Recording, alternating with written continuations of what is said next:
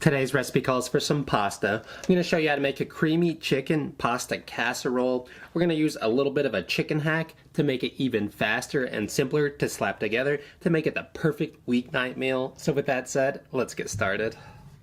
The first thing we need to do to make this one-pan weeknight meal is prep some veg. We'll start with a medium yellow onion. First, cut the top off the opposite end of the hairy side. From there, cut the veggie into 2 equal sections. Choose what half you like best and save the other half for another recipe. Peel all the paper skin off the half you've chosen. Now that it's paperless, cut the onion from side to side, making sections that are about 1/8 inch thick. After you've made the side to side cuts, give the onion a quarter turn. Cut the goods from the top towards the root now, making the same 1/8 inch sections like we did before. We're shooting to make a small dice. Once cut, set it aside so we can move on to the next item, which is 8 ounces or 227 grams whole white mushrooms. We need to clean up the shrooms by wiping them down with a lightly damp or dry towel. Doing this will wipe all the dirt off. This is the way I was taught to clean them, or you can give them a slight quick rinse with cold water. If you're going to rinse them, immediately dry them with a towel. When they've been all cleaned up, cut all the mushrooms in half. After being cut in half, slice them into sections that are roughly a 1/4 inch thick from side to side. Set those aside for now. Snag 6 to 7 garlic cloves that are medium to large in size. Start by cutting both ends off each piece. Once trimmed, use the broad flat side of your chef's knife and give the cloves a light smash. This will make it much easier to peel all the paper skins off the goods. Now that you have Nakey vampire repellent, it's time to mince it into small pieces. Cut each clove like we did with the onion, making teeny tiny sections from side to side. After making the sections, give it a slight turn and make the same small cuts, cutting from end to end, making little chunks of clove. Once that has occurred, make a pile of all the goods. Using the rocking motion, mince the garlic into really small pieces. Do this for a few minutes until you're happy with how small the pieces have become. Set it aside to prep the next item, which is 10 ounces or 283 grams of thawed frozen chopped spinach. You want to set this over a strainer to drain because we want to get rid of as much water as possible. Also, give it a light squeeze in your hands to wring out as much water as you can as well.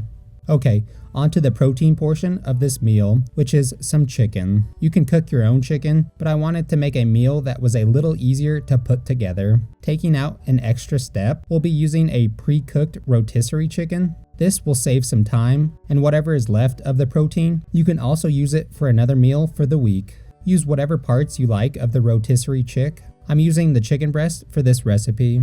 Peel all the skin off before we start cutting it. Cube the chick into small pieces or shred it into smaller chunks, which I wish was the route I went with.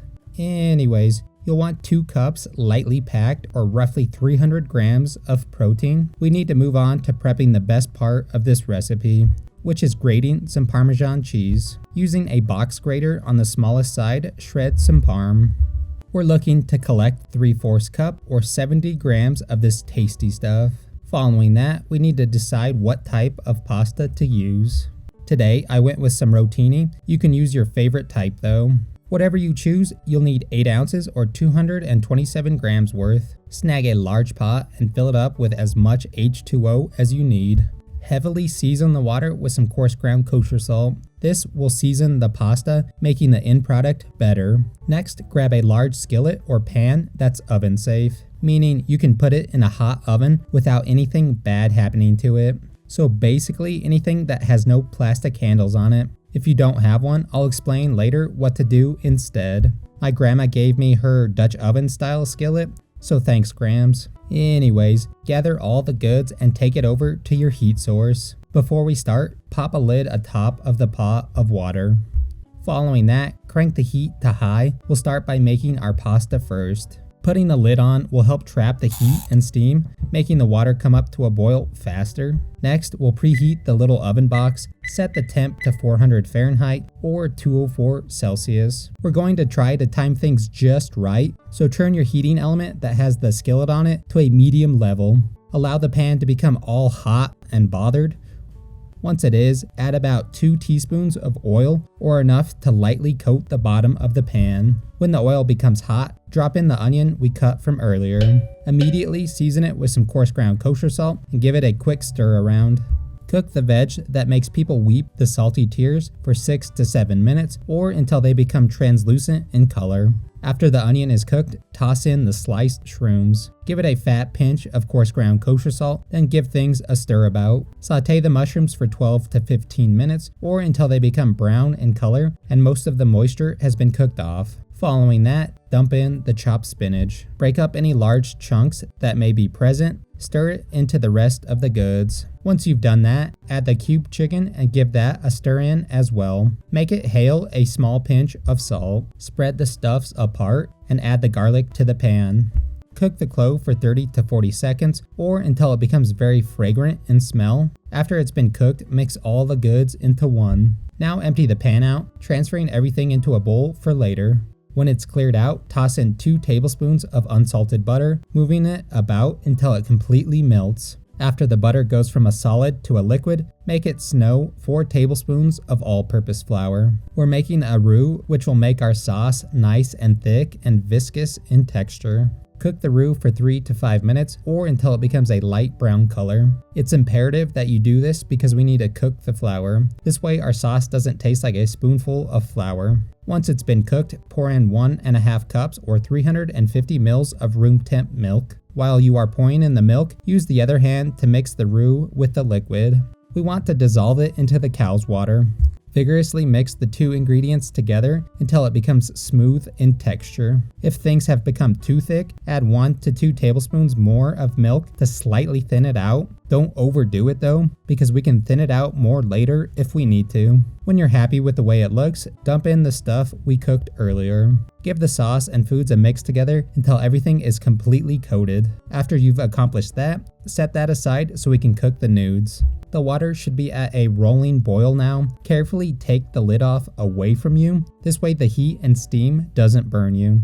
Make it rain the gluten. Once it's in the pot, immediately give it a stir. Doing this will prevent the pasta from sticking together. Cook the nudes according to the directions on the box. Throughout the cooking process, occasionally give the pot a stir to prevent things from sticking together or to the bottom of the cooking vessel. You'll want to shoot for an al dente texture for the best results. When the timer goes off for the pasta, strain and drain the goods. Before we do that though, save yourself a cup or 236 ml of pasta water. We'll use it later. Now that the pasta is cooked, toss it into the skillet that has the rest of the goods in it. Give the foods a thorough mix together to incorporate everything into one giant tasty mess. While mixing, if things are looking a little too thick, add small bits of pasta water to thin it out. Don't overdo this because you don't want a soupy mess. Keep adding and mixing until your little heart is content with how things look. When you're happy with the results, make everything into one even layer in the pan. Following that, sprinkle the top with Parmesan cheese, spreading it out evenly. If you don't have an oven-safe pan, simply transfer everything to a baking dish and follow the same steps. Now that the cheese is on top, toss the skillet of deliciousness into the preheated baking cube. Bake the things for 15 minutes or until the cheese on top has melted and has become slightly browned in color. If you want the top more crispy and darker, set the oven to the broiler mode to achieve what you want. Only do this for a few minutes so things don't burn. We didn't come all this way just to ruin the top of it. Pull the skillet out of the heat and allow it to cool down for a few minutes, then dig into it. Take this to a potluck get-together or make it for a weeknight meal and pair it with a salad. Whatever you decide to do, just enjoy.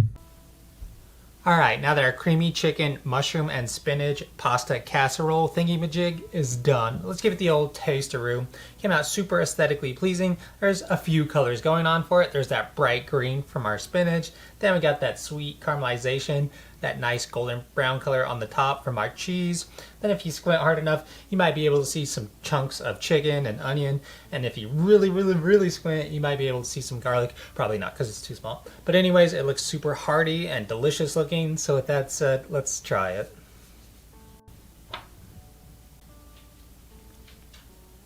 This thing came out really dang good. there's a bunch of flavor going on for it. We get that nice strong base of goodness from our onion and garlic, which is always really good and the best combination out there. Then of course we get that distinct flavor from the mushrooms and the spinach as well. We get a ton of richness and fat from the milk, the butter, and the cheese that we threw in there. Also, it's a little bit cheesy from all that parm we added, which also brings a little bit of saltiness, but it's not overpowering by any means. And of course, the chicken is also really good. Texture-wise, the top has that nice crunchy layer to it, but the rest of it is nice and creamy and delicious. The noodles are cooked perfectly. The chicken is nice and juicy and tender. Same with the mushrooms. They're very tender as well. Overall, this thing is just super dang good. This recipe is super simple to knock out, and it makes for the perfect weeknight meal. It's easily customizable as well to make it fit your needs. Maybe get rid of the mushrooms because you're not a mushroom fan and add your other favorite veggie in there. Or get real crazy and add some toasted red pepper flakes to make it spicy, which sounds super good, and ditch the chicken and use steak instead because that sounds even better. So hopefully you enjoyed today's video. Thanks for watching. I have a ton of stuff to do and not enough time to do it all, so I'm gonna go figure out how to make it all happen or something or another. But anyways, we'll see you on the next one. Mushroom spinach skillet is done. Skillet pasta. Bliss skillet. Now that our chicken pasta mushroom skillet something or another. Alright, now that our mushroom spinach very dang good. Texture wise, the top got that nice hard crunchy layer to it. Crusty. We get a nice